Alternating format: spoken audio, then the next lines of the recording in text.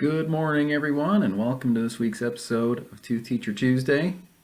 As always, I'm your host, Dr. Stephen Zahm, and as you can see today, I'm repping the old blue and white.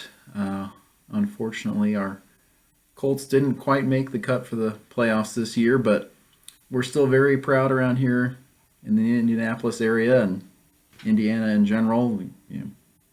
Colts played a heck of a season and massive improvement over last year, so things are only going to get better from here. And so disappointed we didn't make the playoffs, but that's all right. We are trending in the right direction. Anyway, that's not what you're here for. You're here to hear about teeth. So today, another episode of our Oral Pathology Corner, and since the Colts just played their rivals, the Houston Texans, I thought it'd be appropriate to talk about a particular pathology that's somewhat related. Today's condition is something called Taurodontism. Again, gotta love those funny words. But Taurodontism, the connection here is, the Houston Texans, their mascot, their symbol is a bull. And Taurodontism is a condition where it's not really anything to be concerned about, but the teeth are kind of elongated and shaped. Whoever came up with the name thought they looked almost like a bull. Hence the name, Taurodontism.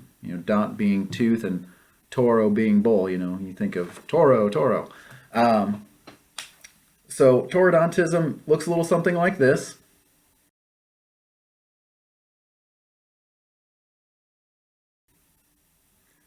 And as I mentioned, it's a pretty non-concerning pathology. It's really just more of a variation in normal anatomy. The teeth are just a little bit more elongated compared to the average tooth. The tooth itself is longer, and then the roots are a little bit more shorter and stubbier.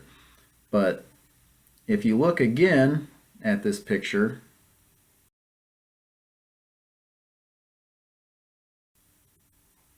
you can kind of see it sort of looks like a bull if you think of the roots as like legs, but you compare it to what would be considered normal anatomy like this,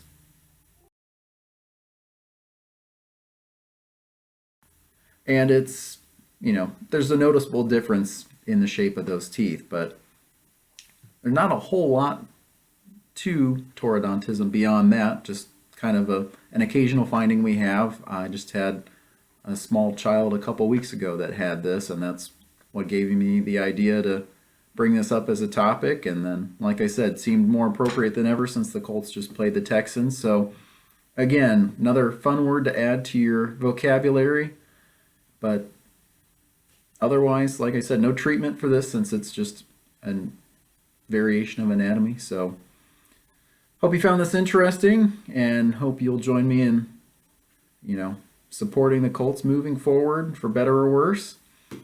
And want to thank you for your support of this video series. Thank you for tuning in.